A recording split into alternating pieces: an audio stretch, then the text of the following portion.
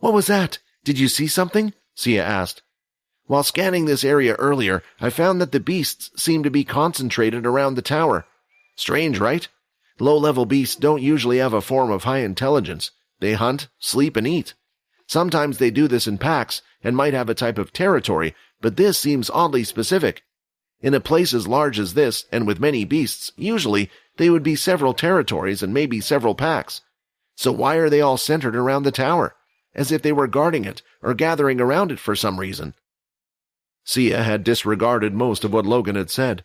The only thing she had heard was they were heading into an area where beasts lived, and she was wondering if she had made the right decision to follow the two in the first place.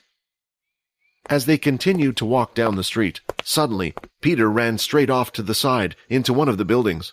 This sudden movement surprised Logan, since he was yet to see anything.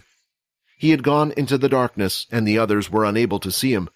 Logan did have night vision equipment built into his helmet to help him see, but it was grainy and didn't allow him to see far ahead. A few moments later, and Peter returned, holding what looked like a dog in his hand. Black blood splattered over him, and the dog was carried, lifeless. "They've been following us," Peter said, "and more are coming."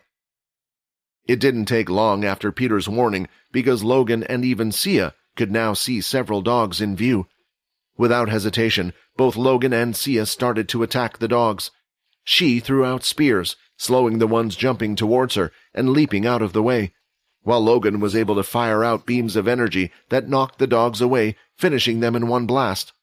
Logan's blasters were effective when it came to basic tier beasts, but things at a much higher level, or the Dalki, would pretty much be non-effective. The suit itself was made from beast gear mixed in with technological parts. His blasters and the energy coming out from them were not made from beast gear. It had the same effect as explosions of the past. The problem was, the Dalki and higher-tier beasts had a resistance to this. Seeing that they were lower-tiered beasts, Logan didn't hold back, blasting his beams of energy at every one of them. Soon they realized there wasn't much for Peter and Sia to do. Peter had managed to defeat a couple more, but Logan would blast most of them away before they even got close. Eventually, the beasts stopped leaping through the air, and Logan stopped using his blasters. There was a limited supply of energy, and if they stopped attacking, then Logan would do the same. However, something strange occurred. They had managed to kill 30 different dogs in total. Both Peter and Logan could see there were still plenty around them. Still, they didn't run away, but stood there at the edge of the street next to the buildings, growling. "Why aren't they attacking?" Sia asked. "That is something I would like to know the answer to as well," Logan replied. On closer inspection, it seemed like the dogs were no longer looking at them. Instead, they were facing the street, looking out towards the tower in front of them. "They are shaking," Peter said. "The beasts, I can tell they're scared." From the street, the sounds of footsteps could be heard. Whatever was coming towards them was frightening the beasts even more, because with each footstep, it looked like the beasts were pulling back slightly. Even Logan, a level 8 user who was defeating each of the beasts in one go, didn't have the same effect. Finally, the figure was starting to come into view. From out of the shadow, a dark outline could be seen. It had a human outline shape, but it was still hard to make out. Still, Logan was sure of one thing. It was clear it wasn't human. It was a beast. For the first time during the trip, Logan started to sweat heavily in his suit. If a beast had a humanoid figure, it meant one thing. The opponent they were about to face was at least at the king tier. After collecting the beast crystals from the defeated hounds, Quinn suddenly received the message about obtaining EXP. He had figured out that the EXP he just gained must have been from Peter. It was the only thing that made sense, and would also explain why the system had used the word share. This meant one thing. Peter was close. He didn't know how or why Peter was down here as well, but if he had to guess, Peter probably chose to come down here to follow him. It was strange, though, even though the system was able to pick up the EXP points from Peter, Quinn was still unable to sense Peter's presence like he could when he was above ground. "What's wrong?" Fex asked as he could see Quinn was deep in thought. Quinn wanted to go searching for Peter. He didn't know how far away he needed to be for the system to pick up the EXP, but the fact that he got experience points in the first place meant right now he was fighting other beasts. "I think I might have spotted a strange-looking building over in that direction," said Quinn. "Do you mind if we check it out first before going to the tower?" Fex shrugged his shoulders and replied, "Hey, it's not like we know how to get out of this place anyway." Both of their eyesights were as good as each other. Nearly all vampires could see as well. The only thing that improved as they grew stronger was their senses. Perhaps a stronger vampire would be able to sense energy in a specific direction, but in terms of how far or well they could see in the dark, it was near all the same. Looking in the direction that Quinn had pointed to, Fex could see nothing that looked out of the ordinary. Still, Fex was curious why the sudden change in direction. As they were closer to the tower, the area around it wasn't as wide. If Quinn was to go in a circle, perhaps he can spot them.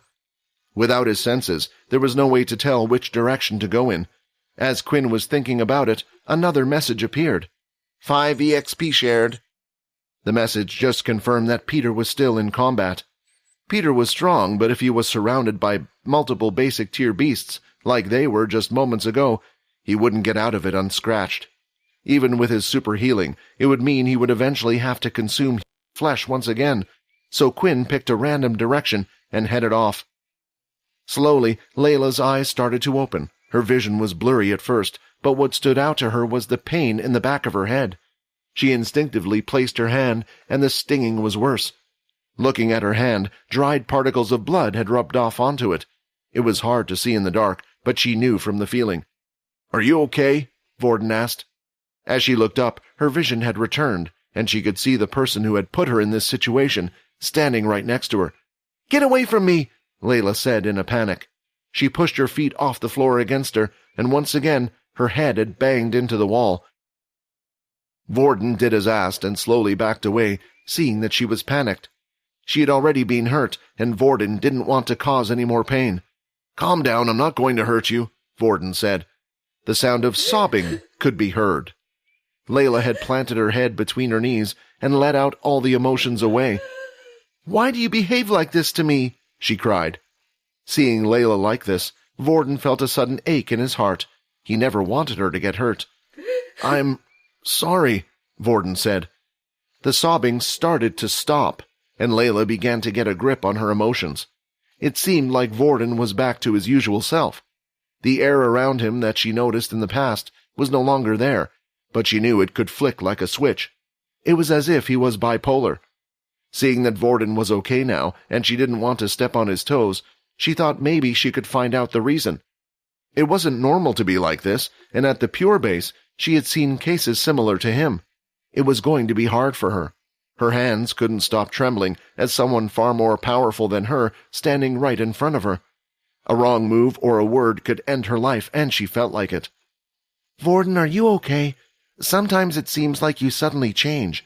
I want to believe you when you say you don't mean to hurt me, but when I end up like this—" As Layla spoke, her voice was shaky. She tried her best to hide it, but Vorden could feel the fear. Hi, Quinn here. Wondering what happens next? If you want to jump the queue and unleash all episodes, click on the link here and install the Pocket FM app.